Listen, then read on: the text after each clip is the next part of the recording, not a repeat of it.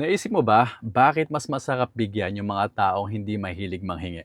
Pansin mo, madalas yung mga taong hindi mahilig manghingi, sila pa yung mas masarap bigyan. Hindi sila laging nagpaparamdam kapag may kailangan. Hindi sila nakaabang sa tulong ng ibang tao. Tahimik lang, diskarte lang, sariling kayod. And maybe that's why mas nakaka-touch silang tulungan. Kasi when you give to people like that, ramdam mong hindi sila entitled. Hindi nila iniisip na obligasyon mo na tulungan sila. They receive it with humility. At iba yung dating nun. Maliit man o malaki yung bibigay mo, ramdam mo yung appreciation nila. Totoo, hindi pilit, hindi scripted, hindi for show. Samantalang may mga tao na kahit anong ibigay mo, parang kulang pa. Kasi kapag nasanay ang tao sa hingi, minsan nawawala yung gratitude. Nagiging expectation na, hindi na blessing. Kaya mas masarap tulungan yung mga taong tahimik lang na lumalaban, yung hindi demanding, yung hindi ka pinapressure, pero alam mong mabigat din yung dinadala. And if ikaw yung ganong tao, remember this, may mga tao nakakakita ng puso mo. May mga taong nakakapansin ng tahimik mong pagod.